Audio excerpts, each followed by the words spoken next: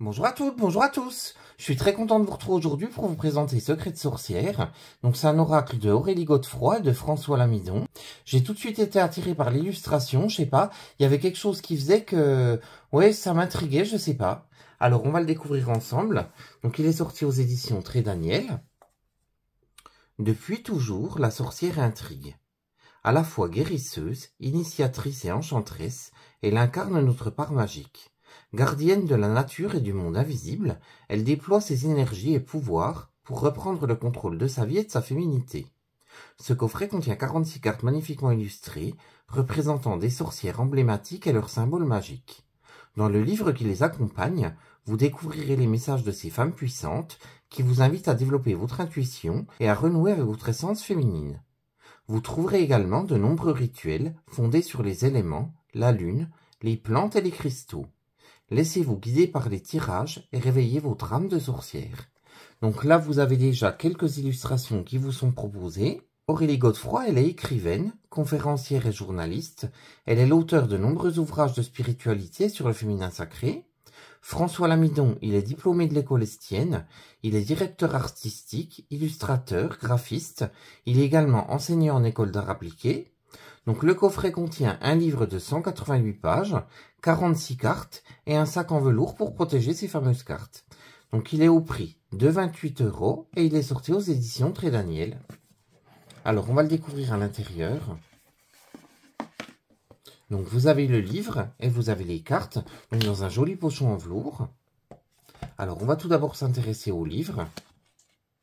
Ça fait un papier un peu vieilli, je trouve ça super chouette.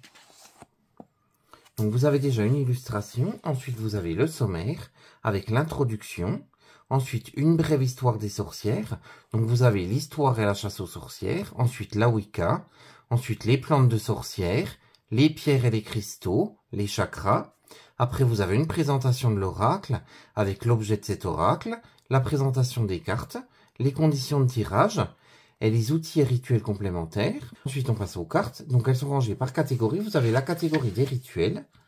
Ensuite, la catégorie des émotions. La catégorie des pouvoirs de l'intention, obtenir ce que l'on désire. Ensuite, la catégorie des symboles.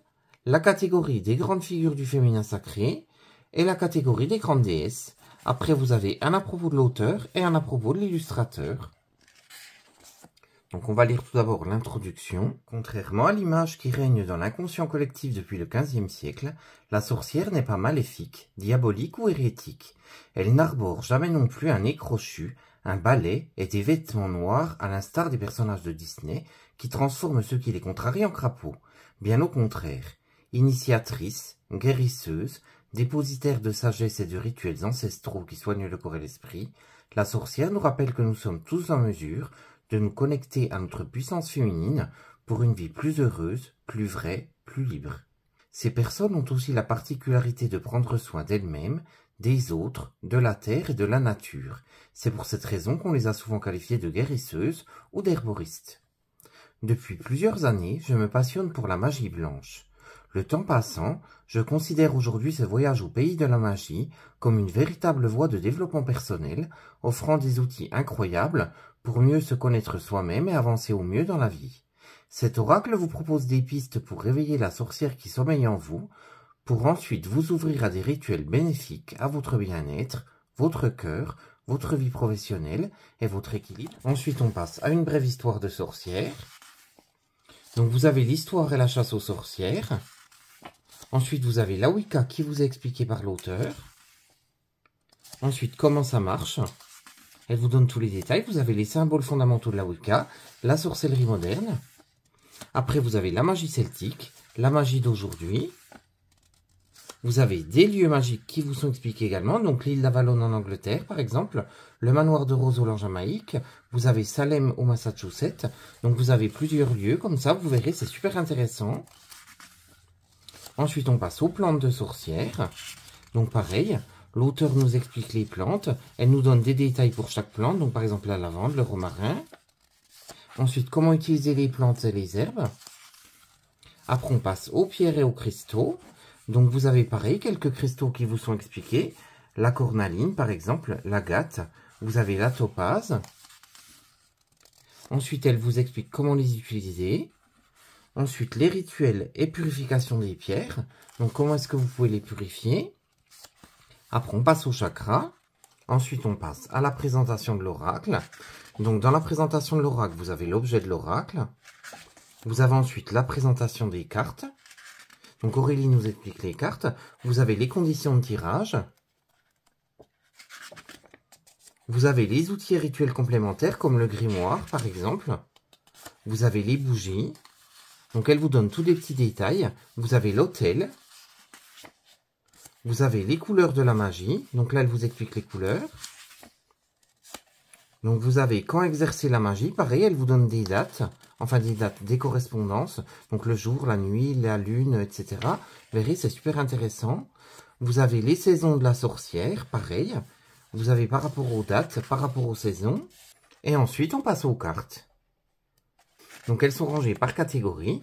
Donc, la première catégorie, c'est la catégorie des rituels. Donc, vous avez l'illustration de la carte, vous avez son nom et vous avez l'explication de la carte. Donc, vous avez ça pour chaque carte et pour chaque catégorie. Donc, elles sont rangées par couleurs différentes pour les retrouver beaucoup plus facilement. Comme ça, c'est super facile. Donc, je vous montre un petit peu. Alors, on va passer à la découverte des cartes. Donc, elles sont dans le joli pochon qui est en velours. Alors, on va les découvrir tout de suite.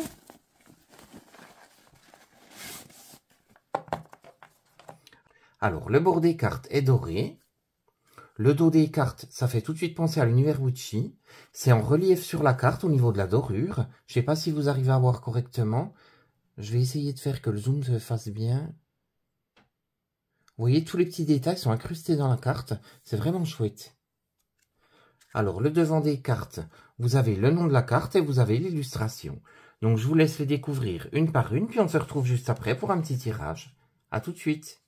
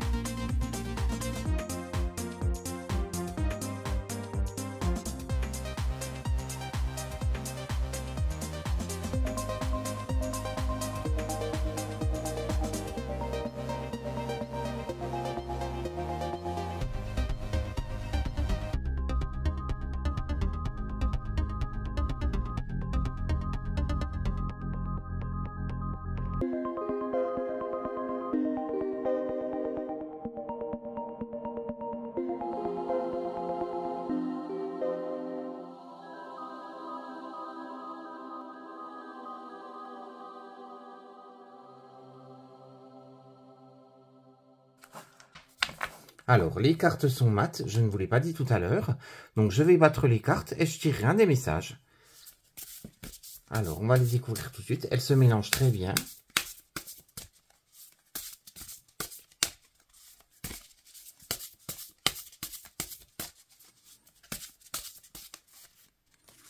Alors, on va prendre celle-ci, tiens.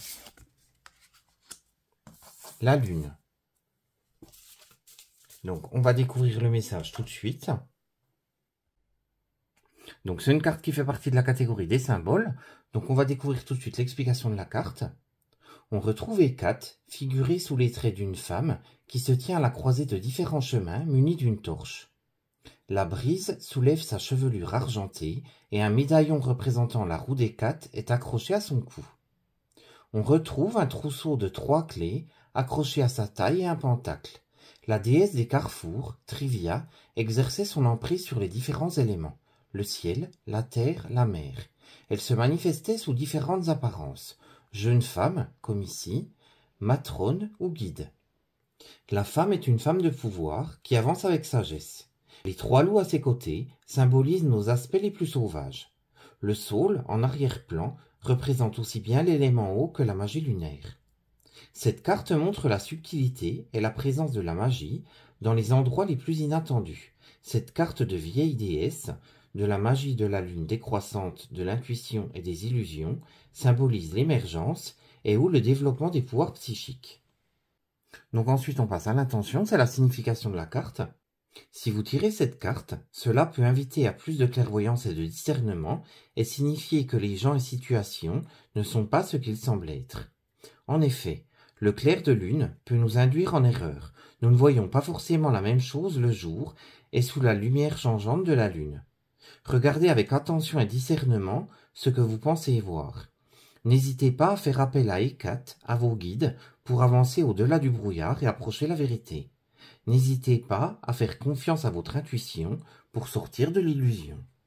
Je ne sais pas ce que vous avez pensé de cet oracle. Pour ma part, je le trouve super intéressant. Il y a plein de détails witchy. N'hésitez pas à me dire en commentaire ce que vous en avez pensé. Comme ça, on partage tout ça ensemble.